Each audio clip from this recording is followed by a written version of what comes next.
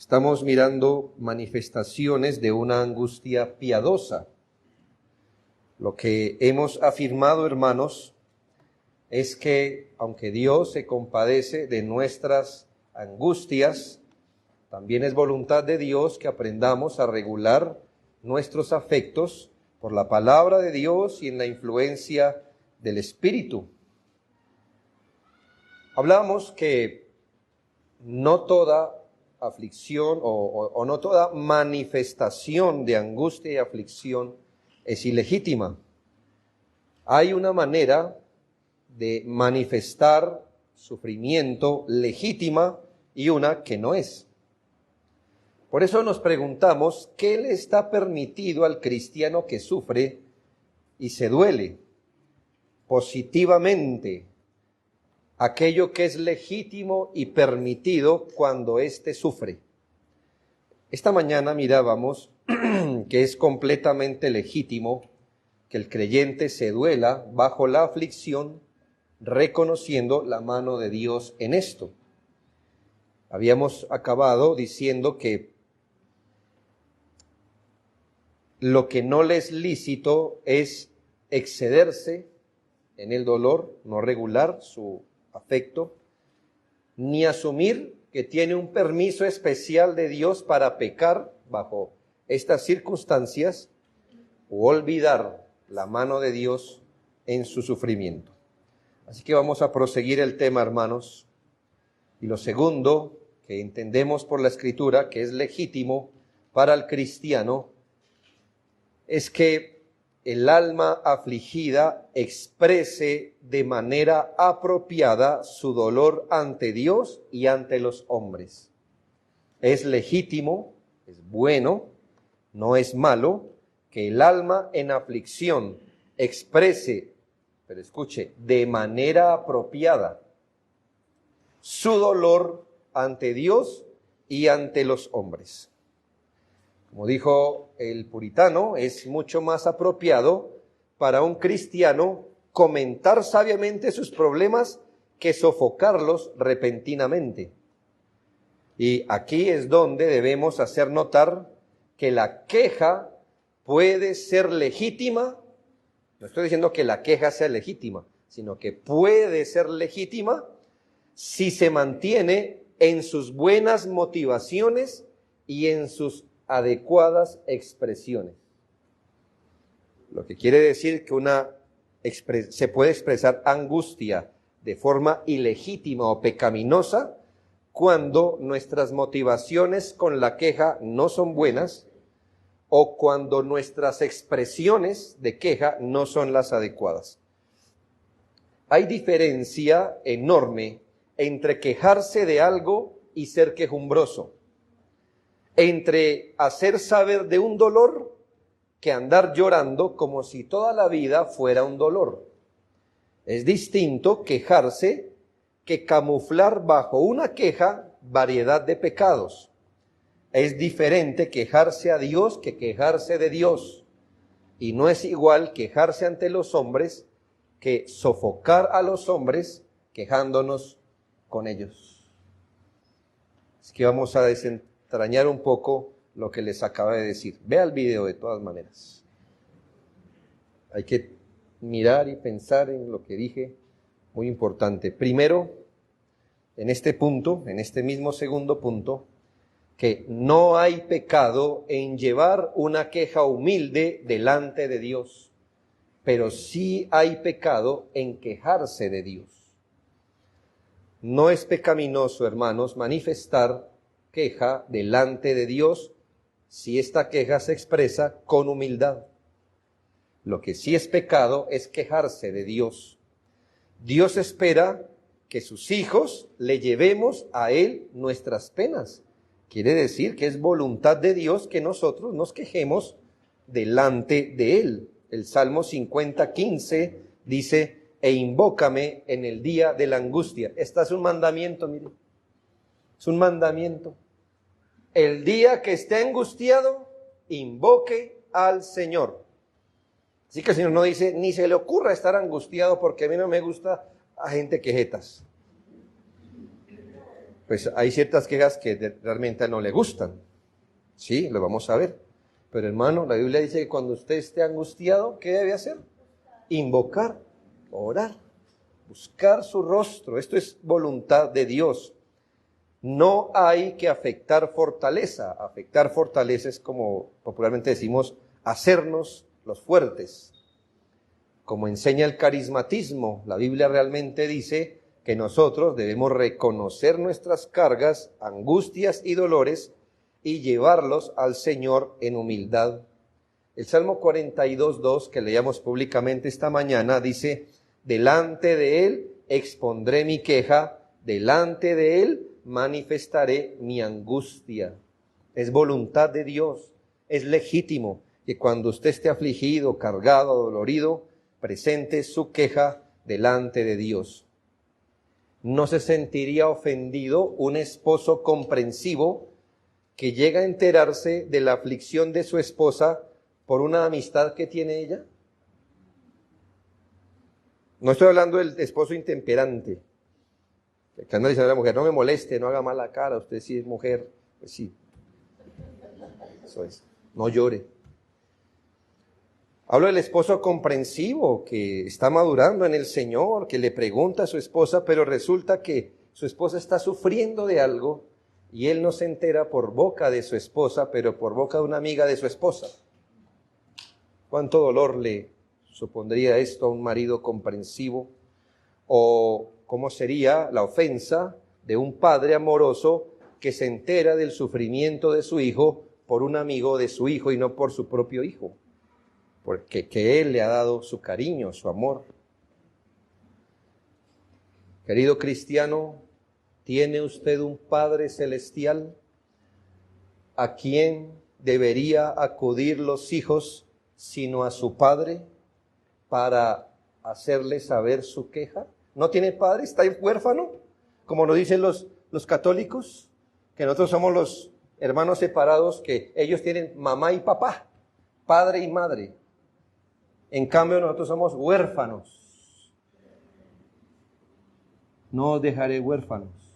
Enviaré al Espíritu. Usted tiene papá. Usted tiene papá.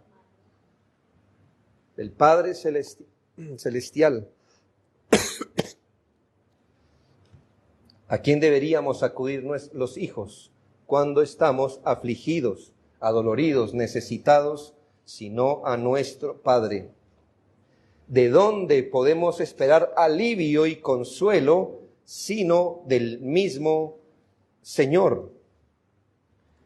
El título inspirado del Salmo 2, que el hermano Yair nos hacía notar, dice: oración del que sufre cuando está angustiado y delante de Jehová derrama su lamento. Sí, es un pecado quejarse de Dios. No es un pecado quejarse delante de Dios con humildad. Sí es un pecado tener una queja contra Dios. ¿Como de qué nos quejamos? De Dios. Muy rudo, muy duro, muy injusto, muy inoportuno. No tendremos queja delante de Dios. Nosotros a veces detrás de una queja velamos pecados. A veces detrás de una queja hay rabia, hay orgullo, hay inconformidad, hay incredulidad. Eso sí es pecado. Usar una queja delante de Dios para esconder algún pecado o para manifestar un pecado. Por eso, el hecho que usted ore no significa que sea aceptable. No toda oración es aceptable. La oración debe ser una expresión humilde y no una queja soberbia o incrédula. Así que usted puede quejarse delante de Dios con soberbia, con rabia, con orgullo, con ese sentimiento de que yo no debería estar sufriendo esto, estoy pasando por una injusticia, Dios está pasando conmigo y cosas así. Pero es legítimo que los creyentes expongamos nuestra queja apropiadamente, con humildad, delante de Dios. Es más, Dios lo manda que así sea. Segundo, que no hay pecado en quejarse ante Dios con esperanza, pero sí es pecado andar en quejumbre con desconfianza. Me rimó, ve. No hay pecado en quejarse ante Dios con esperanza, pero sí es pecado andar en quejumbre con desconfianza. ¿Por qué un hijo pequeño cuando se cae va corriendo a los brazos de su madre si no es porque espera recibir su consuelo? Así que cuando nosotros presentamos nuestra queja delante de Dios, ¿por qué lo haríamos? Sino porque queremos correr a Él, esperando pues que Él nos consuele, esperando con cariño y esperando del Señor lo mejor. Recuerde que Dios no desecha al humilde, que un clamor humilde jamás es desechado, rechazado delante de Dios, que la solicitud por misericordia, cuando es hecha humildemente, es respondida de la mejor manera para nosotros. No le estoy diciendo de la mejor manera que se nos ocurra a nosotros, sino que una petición humilde es respondida, una petición por misericordia es respondida por Dios de la mejor manera para nosotros. Job 13, 15 y 16 dice: he aquí, aunque él me matare, en él esperaré. No obstante, defenderé delante de él mis caminos, y él mismo será mi salvación, porque no entrará en su presencia el impío. Mira, aquí está Job diciendo: aunque él me mate, mi esperanza está en él. Es decir, esperaré en él. En el peor de los casos, aunque él me mate en esta aflicción, aunque él consuma mi vida en esta aflicción. Le recuerdo que él no había leído Job 40 y no sabía cómo iba a terminar su vida. Así que él todavía no sabe lo que le va a pasar. Está enfermo, profundamente afectado. Así que él dice: aunque él me mate en esta prueba, yo seguiré esperando en él. Dice, no obstante, algo así como: espero de él lo mejor. Es decir, no obstante, expondré delante de él mi queja, porque yo sé que a su presencia no entrarán los impíos. Esto es, hermanos, que se quejó, que esperó, aun si fuera el caso, si el Señor lo mata, pues él sabrá lo que hace. Aún así esperó de Dios lo mejor. La queja legítima ante Dios lleva al reposo, pero la queja reclamadora siempre nos deja ansiosos, siempre nos deja más preocupados. Salmo 62, 5, alma mía, en Dios solamente reposa, porque de Él es mi esperanza. Eso es legítimo, hermanos. Así que, ¿por qué el salmista en su angustia dijo: en él reposa, alma mía, tranquila, alma mía, quiétate, alma mía? Porque dice: de él es mi esperanza. Qué bueno es que los hijos de Dios pensemos lo mejor de Dios en las pruebas. Qué feo es escuchar a un cristiano esperando lo peor de Dios en las pruebas.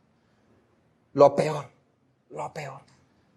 Sí, como si Dios fuera lo peor que le ha pasado a usted en la vida, como si Él estuviera detrás suyo persiguiéndolo y haciéndole conocer su maldad y el rigor de sus pecados, como si Él no lo hubiera sostenido, ayudado, animado, amado.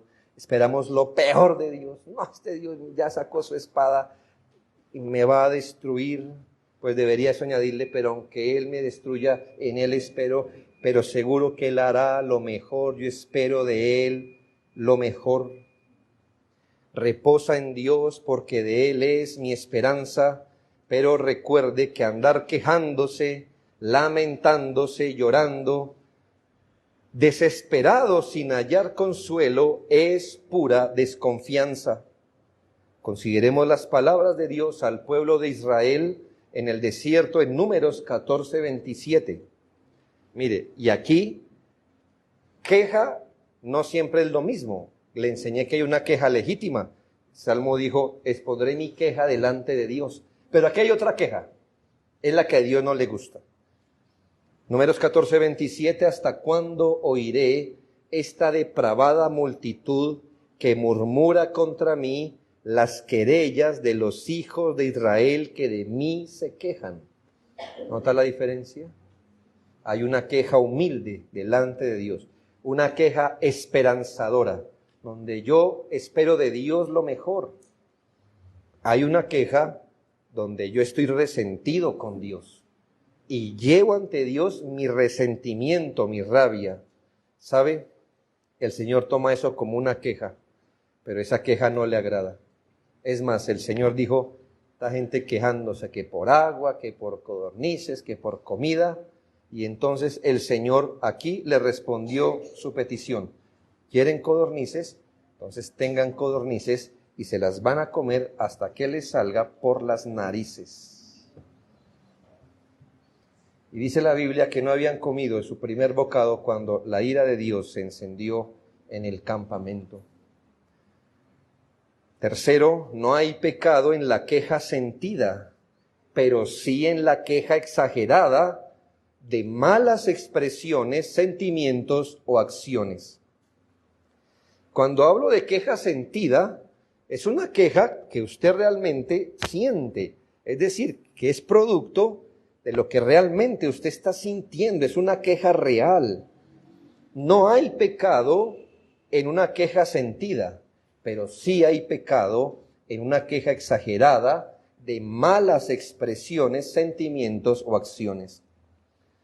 Se espera que las expresiones de dolor sean sentidas. Los creyentes verdaderamente podemos estar heridos y dolidos, y los gemidos del corazón son reales y pueden ser legítimos. De hecho, lo puede ser. Gente piensa que los cristianos no nos herimos. Si usted me ofende, lo más probable, a menos que usted no me importe, es que yo me duela. ¿Ya? Si a mí un señor que no me conoce me dice cualquier cosa, pues me duele en el momento, pero le aseguro que a los 5 minutos, vea, yo puedo dormir tranquilo, pero usted me dice algo que lo estimo, ¿verdad? Eso duele. Gente piensa que si usted ofende a un cristiano, él no se debería ofender. Entonces los tientan, los chuzan, ¿no? Los chuzan. A ver si les duele. Pues que le duele, por supuesto. Gente piensa que los cristianos no nos duelen las pruebas. O sea que cuando tenemos pruebas deberíamos andar riéndonos, saltando de alegría. Oh, hermanos, los cristianos somos sintientes, ¿no ve?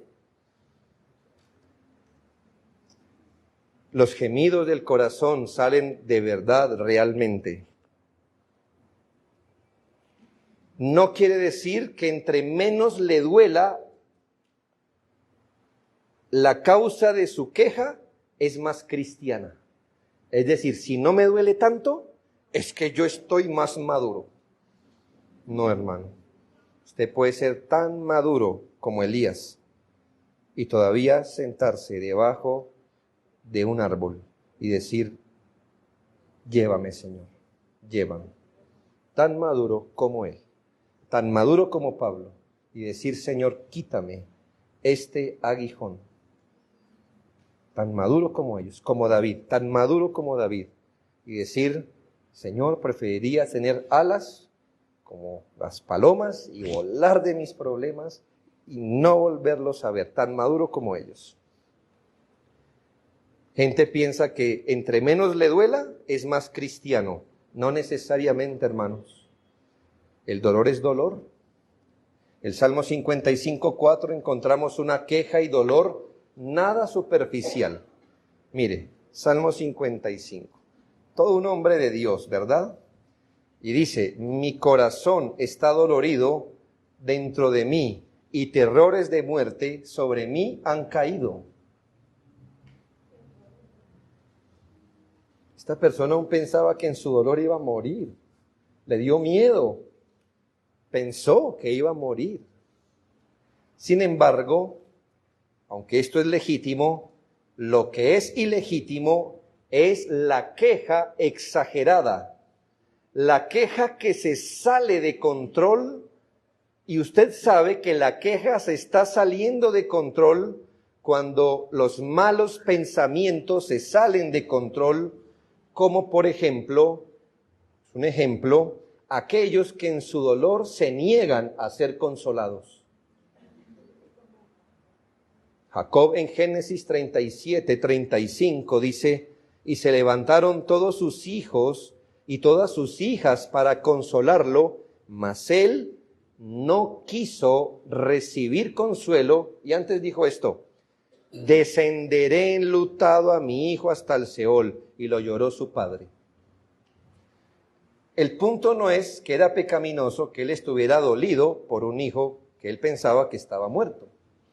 El punto es, ¿y dónde está el pecado, hermanos? El pecado está en la queja exagerada, el dolor exagerado, el sentimiento fuera de control, donde él mismo se negó. Como usted estando enfermo, está prendido en fiebre y se niega a tomar su acetaminofén. Aquí hay gente que, no, que me pase solo, porque no. Aquí tiene esta pasta, ¿cuál es el problema? No, pero no, yo soy valiente, ¿verdad? Somos. Que no. A otro nivel, hermanos, hermano, pero el Señor es su fortaleza, sí, pero no sé qué. Hermano, pero recuerde que Cristo no, sí, pero no sé qué. Hermano, pero no, ¿sabe que hermano sufre entonces? Porque ¿qué vamos? ¿Quiere llorar? ¿Paso el cuchillo? Hermano Emo Fernando, llamémoslo. Okay, ¿quiere cuchillar? ¿Quiere cuchillarse? ¿Quiere cuchillarse el alma? ¿Qué hacemos? No quiere recibir consuelo. Claro, no le llama hacia un hermano. Él está en su debilidad. Pero usted dice, ¿qué quiere? ¿Qué quiere entonces? No quiere recibir consuelo. Es una queja pecaminosa, ¿sabe? Es ilegítima la queja si se oscurece el corazón para Dios. Cuando su corazón se empieza a resentir con Dios, o se empieza a nublar con Dios, o a pensar mal de Dios, o a tener malas acciones con Dios. Si un corazón se resiente con Dios, está mal. Oseas 7:15. Y aunque yo los enseñé y fortalecí sus brazos, contra mí pensaron mal. Contra mí pensaron mal. Uno puede pensar mal de Dios en la aflicción. Es una expresión ilegítima en el dolor. Cuando, por ejemplo, se usan expresiones indebidas para con Dios o con la situación que estoy viviendo. Es una forma ilegítima, mala, de afrontar una condición. Cuando yo uso expresiones indebidas, ya sea de Dios o de la situación que estoy viviendo. Números 21:5. Y habló el pueblo contra Dios y contra Moisés. ¿Por qué nos hiciste subir de Egipto para que muramos en este desierto? ¡Qué feo! ¡Qué feo! Y escuche lo peor. Pues no hay pan ni agua y nuestra alma tiene fastidio de este pan tan liviano. Del maná. Esta gente en su dolor olvidó, ellos dijeron, no nos sentábamos en las ollas de carne en Egipto. Hermanos, nunca se sentaron en ollas eran esclavos, pero a ellos les pareció que en Egipto tenían abundancia. Mire, qué despropósito ante el Señor. Porque, claro, él le dicen a Moisés, ¿por qué nos hiciste subir? Luego Moisés los hizo subir, ¿no fue Dios? Era una queja velada, ¿sí ve? Era dirigida a Moisés, pero no era para Moisés. Era para que Dios la escuchara. ¿Por qué nos hiciste subir para que muramos? Qué malo es Dios, ¿no cree? Hacerlos ir de una tierra tan bonita donde estaban practicando su fe, libres, para hacerlos ir a un desierto a morir. Qué fastidio este pan tan liviano. Otra vez lentejas, otra vez garbanzos, otra vez.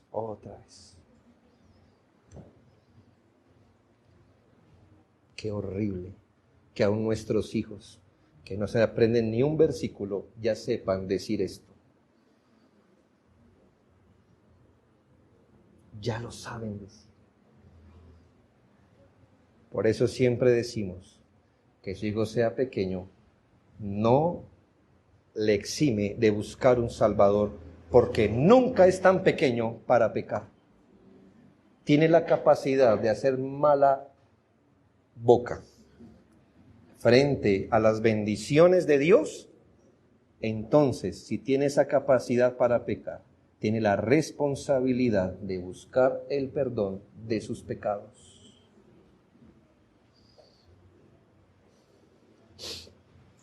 Hasta personas, hermanos, cuando están angustiados, toman acciones fuera de la piedad, como lo que hizo Jonás, dejándose morir. Mire, lo que hace es tan obstinado que por 2 ocasiones prefirió morir antes de dar su brazo a torcer. La primera vez, ¿qué hacemos? ¿Por quién ha venido este mal? Por mí. ¿Usted qué hizo? Desafía a Dios. ¿Cómo arreglamos esto? Bótenme al mar. Momento, ¿por qué no dijo, oremos, pero yo me arrepiento? Concédame un momento para arrodillarme y orar a Dios. No. ¿Sí ve? En aflicción, hasta quiso morir y tomó acciones para dejarse morir. En su aflicción, como el hermano que no come, que no toma su medicina, porque él quiere. Eso es una queja velada delante de Dios. Él quiere, está haciendo berrinche ante Dios, dejándose morir, bravo con Dios por la situación donde le ha puesto.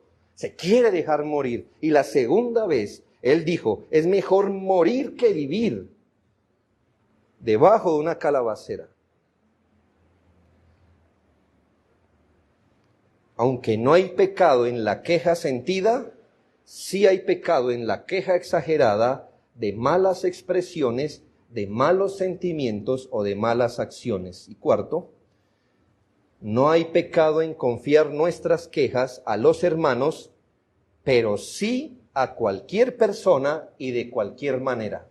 Muy importante entre una comunidad como nosotros, que nos ministramos unos a otros en el Señor.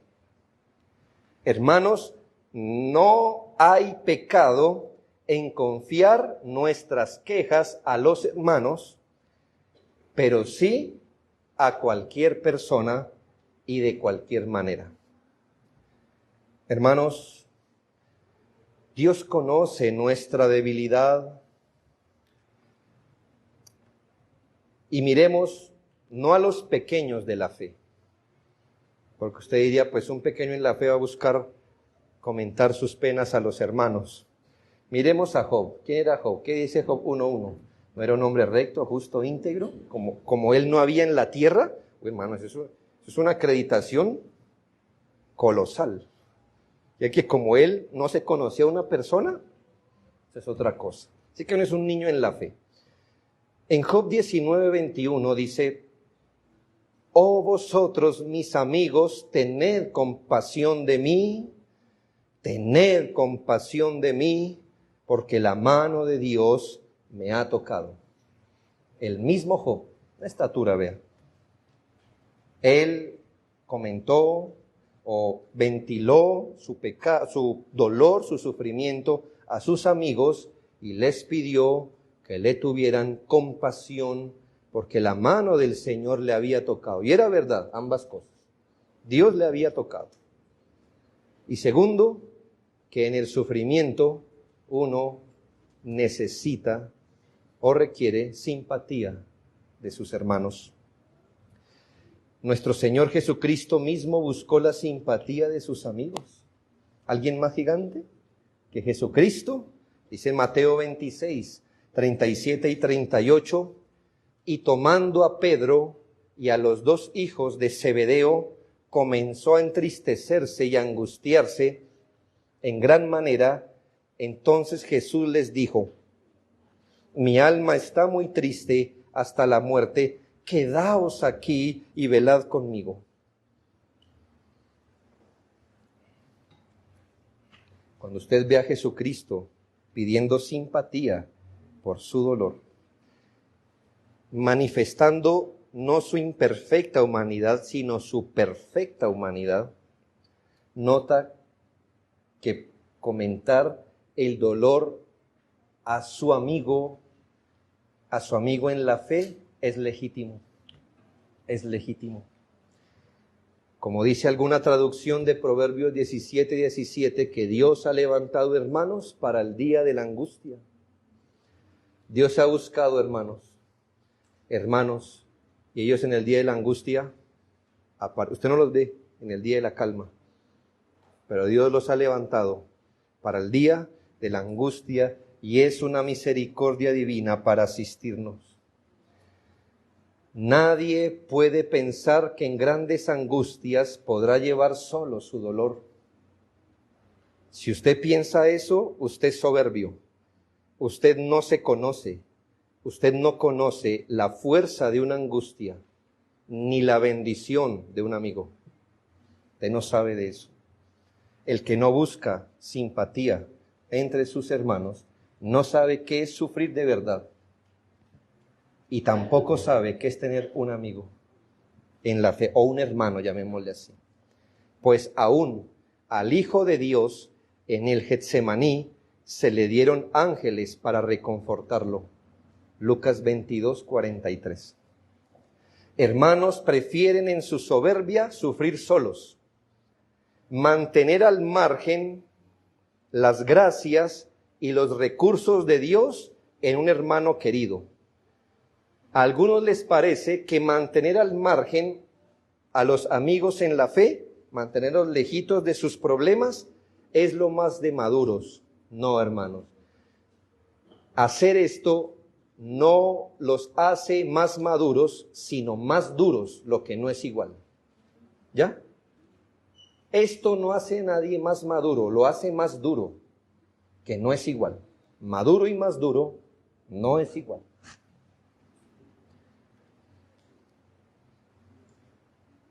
Eso es falta de humildad, eso es soberbia. Decir yo puedo solo. Me parece que es como el niño que dice, me voy de la casa, yo puedo solo. Él le dice, ¿usted lo comprende? ¿Y usted piensa que él es maduro? No, precisamente esa expresión le está diciendo que el pobre es más inmaduro. Él no sabe lo que está diciendo, no lo sabe. Gente dice, no, yo no. Por eso, hermanos, permítanme hacer esta exhortación.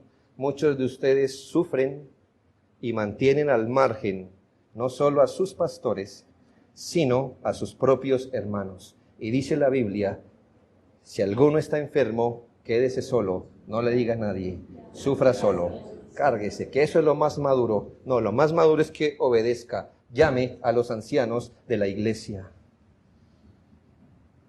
Que somos más avispados que Dios, ¿no cree? También. Hermanos, en esto siga el ejemplo de sus pastores. Sus pastores no se la pasan quejándose. Pero le aseguro que usted sabe de qué sufren ellos, ¿sí o no? Hermanos, ¿sí o no? Sí. ¿Sí ve? Aprendan humildad de esto. Aprenda humildad de esto. Porque usted no es más maduro que ellos. Y ellos abren su corazón. Usted no los ve quejándose. Es que hermano, no los ve así. Pero le aseguro que usted sabe de qué sufren ellos en general. Hay cosas que no sabe. Como usted hay cosas que nadie debe saber, usted delante de Dios. Pero usted sabe de lo que sufren. Porque ellos nunca le dicen, bien, tranquilo. No, no, hermanos. Para nosotros no es deshonra decir, ore por mí, ore por mi salud, ore por un problema. No es ninguna deshonra, hermanos. Pero usted lo hace. Y eso no se le ve bien, porque no se le ve muy maduro de su parte. Se ve como un pequeño niño diciendo, yo puedo.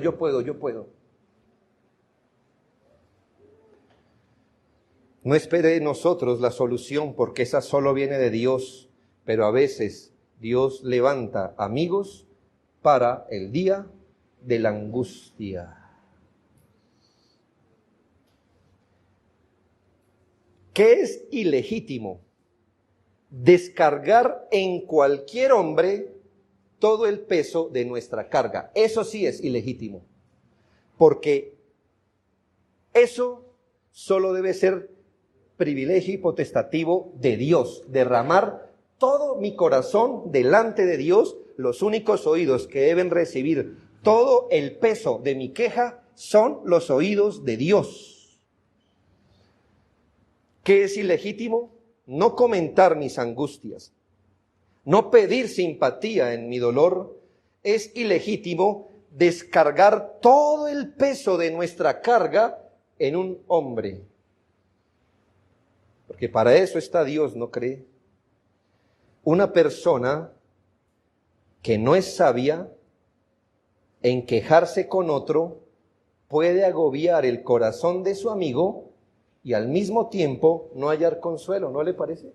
Si usted es una persona inadecuada, débil,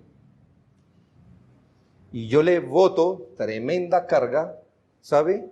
En vez de que usted me ayude, ahora ya somos dos los preocupados, ambos llorando. Aunque sea legítimo, por eso, hermanos, piense lo que hizo el Señor. Tenía 12 discípulos, pero tenía 3 que eran los mejores, ¿no? Porque usted sabe que eran los mejores. Usted siempre los ve con más entendimiento, con más amor por el Señor. Eran más valientes. Y con ellos Él se angustió. Así que, hermanos, si usted no sabe con quién quejarse, que es lo que generalmente hacemos nosotros, usted se queja con el que está igual de herido a usted o con el menor. Y los pastores, así. Y el hermano maduro de la congregación, así. Y los hermanos probados en muchas guerras, así. Mientras le vemos a usted comentarle su dolor a uno que es igual que usted, que se deprime igual que usted, que llora igual que usted. Uno dice, he ahí nuestro hermano, buscando su propio mal, buscando su propio pecado, su propia ruina, porque él está cojo y se apoya en un cojo. ¿Por qué lo hará? ¿Por qué hará esto nuestro hermano? ¿Por qué?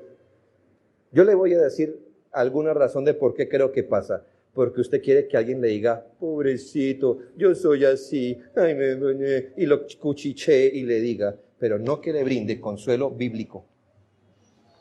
Hay que corregir en nuestra iglesia, hermanos. ¿No es que usted puede aplastar el corazón de su amigo? ¿No lo sabe, hermano? Si pues, dice 1 Corintios 6:4, tenéis juicio sobre cosas de esta vida, ¿ponéis a juzgar a los que son de menor estima en la iglesia?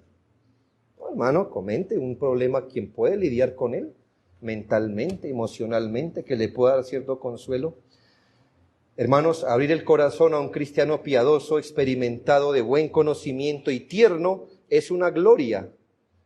Pero aun cuando sea legítimo, cuide de no expresar su dolor de cualquier manera. Porque así como es ilegítimo expresar el dolor con cualquier persona, también es ilegítimo expresarlo de cualquier manera, expresando lo peor que sale del corazón ante los hombres. Abandonaré mi punto segundo y entraremos al tercero. Es legítimo. ¿Sí está bien su bosquejo?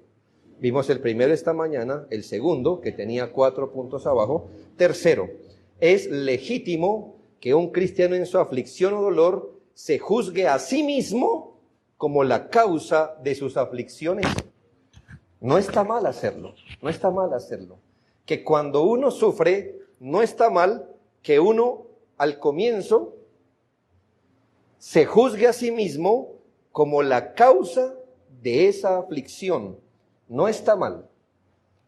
Creo que está mal dejarlo ahí, pero en principio no está mal. De muchas maneras, no solo es legítimo, sino que debería ser un ejercicio necesario cuando Dios nos aflige, porque Dios no aflige arbitrariamente, que uno piense si acaso uno es el motivo de esa aflicción. ¿No cree que es sabio? Eso no le hace mal a nadie. De primero pensar si uno, en algo que tiene en su corazón, es el motivo principal de la aflicción.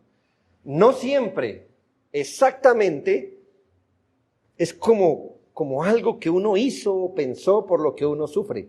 No siempre, no siempre. Dios tiene planes grandes, maravillosos. Dios también usa el dolor y el dolor de otros. Él es sabio. Pero sí es legítimo que un creyente esté descontento y enfadado con su propio pecado, y a veces su manera de mostrarse enfadado con su pecado es cuando sufre preguntarse, ¿ahora cuál fue mi pecado? Y eso está muy bien, porque en eso está demostrando que él, más que odiar el dolor, odia la causa del dolor. Es bueno que un creyente haga esto y que no intente pasar el dolor sin pensar si acaso hay algo en él que Dios esté tratando. Dios usa la vara de la corrección para despertar, avivar, purificar a sus hijos, y por eso es sabio lamentarse por el pecado. Lamentaciones 3:39 al 41 dice, ¿por qué se lamenta el hombre viviente? Laméntese el hombre en su pecado. Escudriñemos nuestros caminos y busquemos y volvámonos a Jehová, levantemos nuestros corazones y manos a Dios en los cielos. Entonces, mire, laméntese de su pecado, escudriñemos nuestros caminos, busquemos y volvamos a Jehová. Un alma piadosa no se va a contentar con pedir paciencia para sufrir.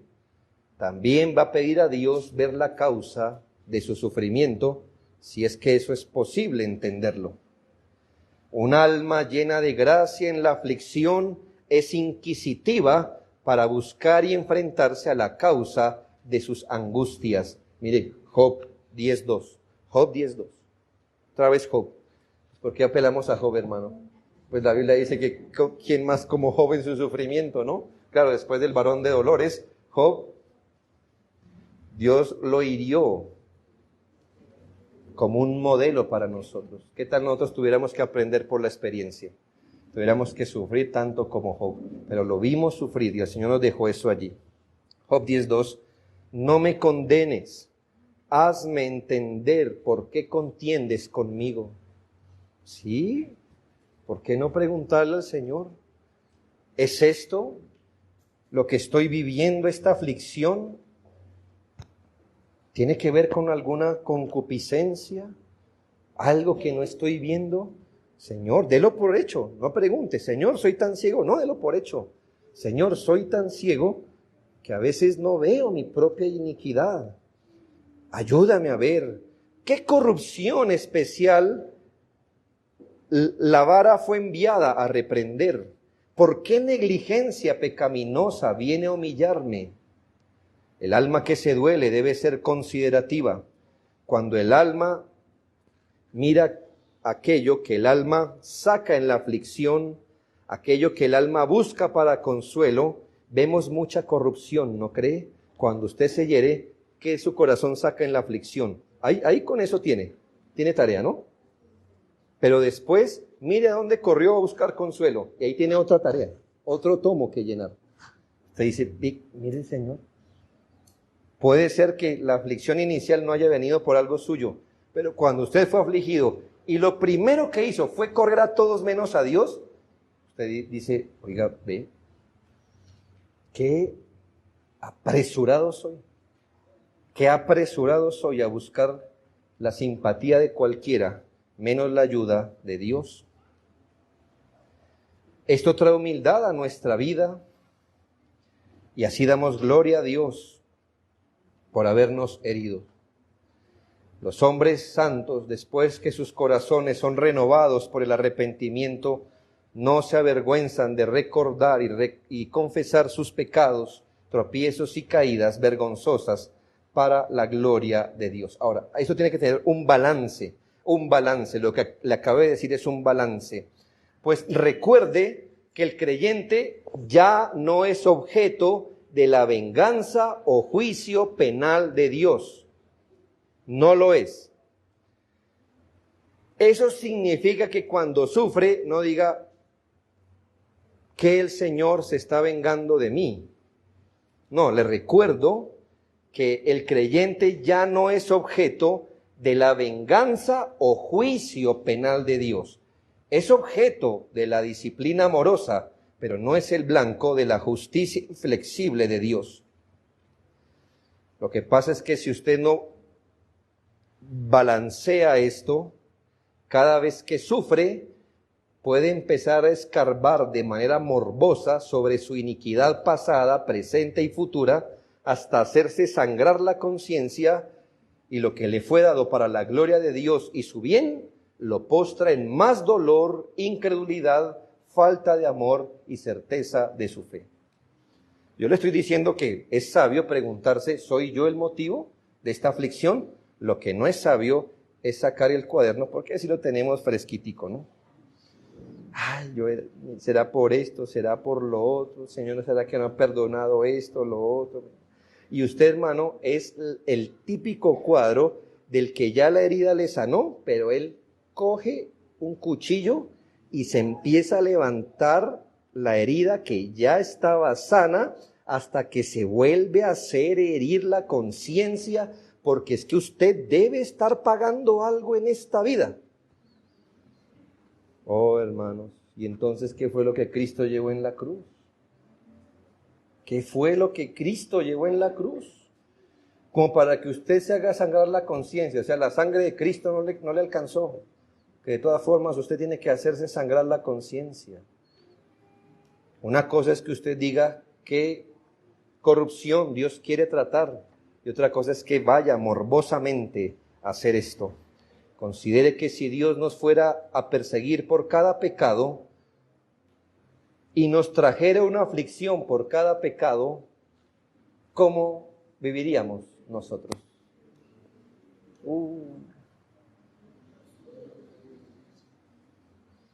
Si Dios le fuera a traer una aflicción por cada pecado, es lo que le pregunto. Hagan un repaso ayer de sus pecados de pensamiento, afecto, palabra, obra, omisión. Sí, entonces súmelos. Si Dios le fuera a hacer venir una aflicción por cada pecado, entonces ¿cómo hubiera vivido ayer o hoy? No.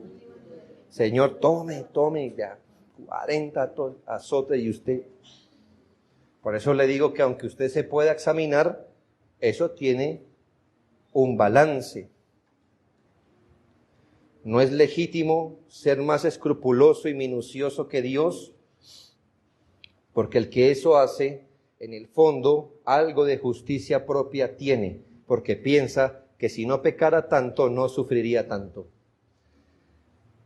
Ya que Dios no nos ha pagado conforme a nuestra iniquidad y pecado,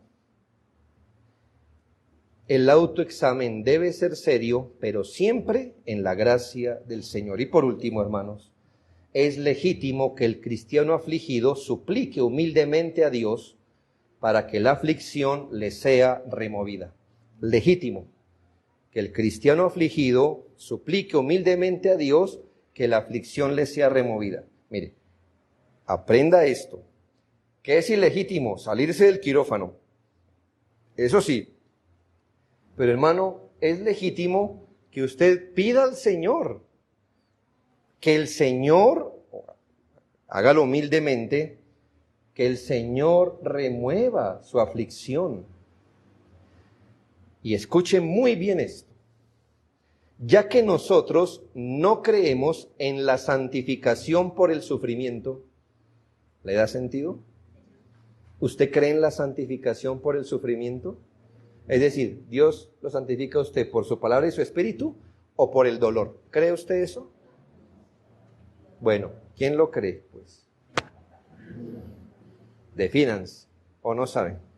Bueno, en nuestra Biblia, la santificación es una obra del Espíritu, no del dolor, del Espíritu. Lo que usted no aprenda por su palabra y su Espíritu, usted no lo va a aprender por ninguna otra medio, ¿lo sabe? Eso es lo que dice el mundo, que hay cosas que usted solo va a aprender por el sufrimiento. No sé cuáles son esas cosas, porque aún el borracho que se estrella sigue tomando, ¿no? No aprende. Y aunque a usted le coloquen un comparendo, usted sigue transgrediendo la ley. Pero bueno, ya que nosotros no creemos en la santificación por el sufrimiento, No estoy diciendo que el sufrimiento no sea una herramienta en las manos de Dios, pero siempre le he llevado a que su sufrimiento lo lleve a la palabra de Dios, para que aprenda. Ni creemos en la santificación por el estrellón, ¿sí? No creemos en algo así como, ya que usted no ha sido obediente a la palabra, ya se estrellará y aprenderá. No, yo le voy a corregir esa frase. Ya que usted no ha aprendido por la palabra, un día se estrellará y tendrá que venir acá y aprender lo que la palabra dice. Así es que usted debe razonar. No diga, un día usted se estrellará y aprenderá, porque por el estrellón nadie aprende. Lo que sí hace Dios es dejarlo que usted se estrelle.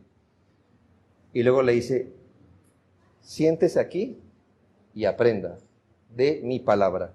Y cuando uno se estrella, como que tiene los oídos más abiertos por algún motivo, ¿verdad? Lo que estoy diciendo es que por el estrellón en sí mismo nadie cambia, ni creemos en la edificación por el dolor, sino en la santificación por el Espíritu y por la palabra. Entonces nosotros podemos poner en manos de Dios la queja y suplicar en toda sumisión a su voluntad, nos sea quitado el motivo de la aflicción.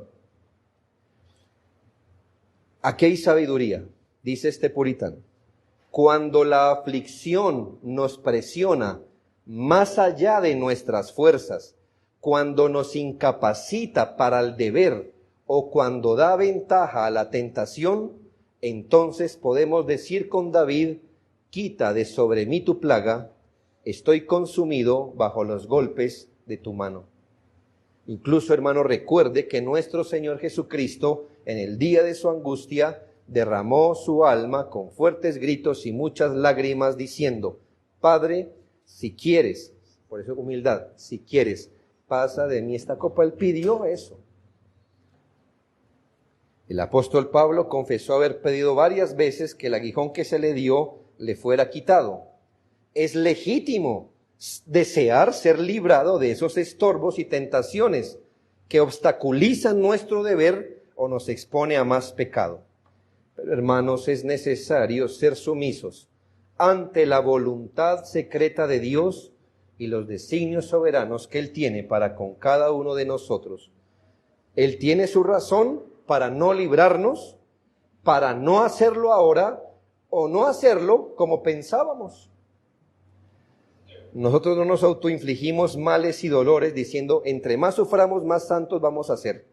Hermano, hay gente que sufre como es y es tan carnal como puede. ¿Sí o no? Si el dolor por sí mismo lo ablandara a uno, yo creo que usted conoce a alguien incrédulo que ha sufrido más que usted y está más perdido. Entonces, el dolor solito no obra. Por eso un creyente que se autoinflige males y dolores, se pellizca el alma hasta hacerse sangrar, porque alguno piensa que si está muy cómodo, feliz, está mal.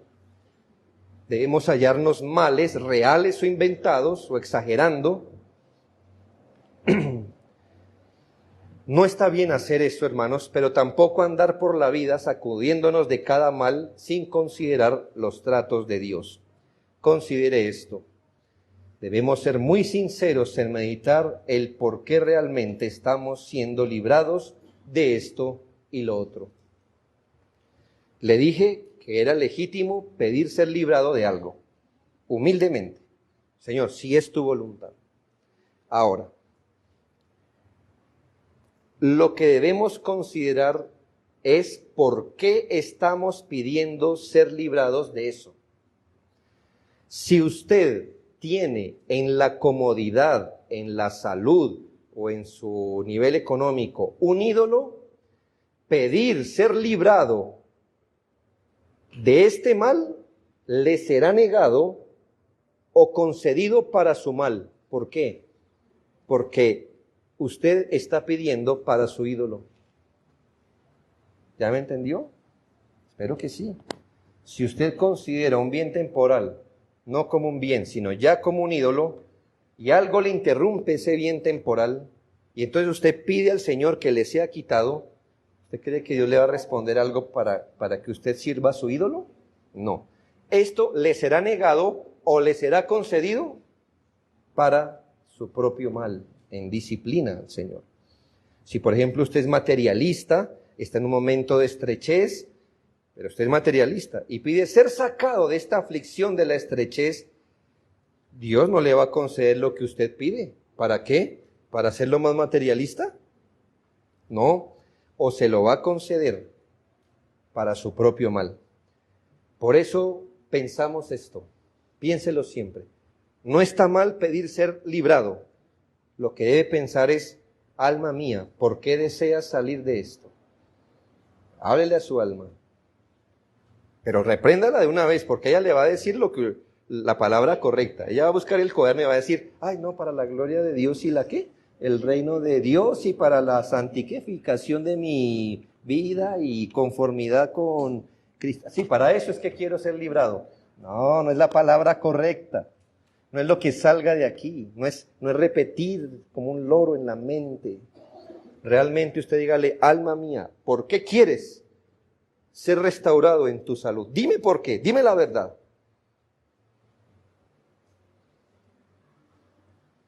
Y quizá ella le diga, ¿no queremos vivir sabroso? Le diga, me lo suponía. Alma mía,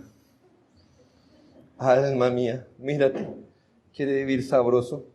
No, pues sí, eso está bien, no queremos vivir mal, pero ¿por qué no has considerado esta providencia con respecto a Cristo, a su obra, al bien de tu alma? ¿Lo has considerado? La alma dirá, no. Usted debería pensar por qué quiere o por qué pide ser librado de su aflicción. ¿Se relaciona con su progreso en la fe, con su piedad, con su servicio al Señor? ¿Por qué el apóstol Pablo se regocijó de que los corintios hubieran sido entristecidos por Dios? ¿Por qué? Porque él dijo, qué bueno que hayan sido entristecidos según Dios. Segundo a los Corintios 7:11. Porque he aquí, esto mismo que hayáis sido contristados según Dios, mire, qué solicitud produjo en vosotros, qué defensa, qué indignación, qué temor, qué ardiente afecto, qué celo, qué vindicación. El apóstol se puede regocijar diciendo, qué bueno que ellos se afligieron. ¿Por qué? Producto de ello, ¿cómo quedaron? Mire, más conformados al carácter de Cristo. Me temo que muchos pedimos ser librados de las aflicciones, no para más solicitud, más defensa, más indignación, más temor, más ardiente afecto, celo y vindicación, sino para menos defensa, para más relajamiento, para libertinaje, para mundanalidad, para carnalidad, menos amor, menos compromiso con el Señor. Entonces, lo que es legítimo, que es pedir ser librado de una aflicción, puede no ser legítimo si sus consideraciones son otras y cuando hay soberbia y pedimos mal.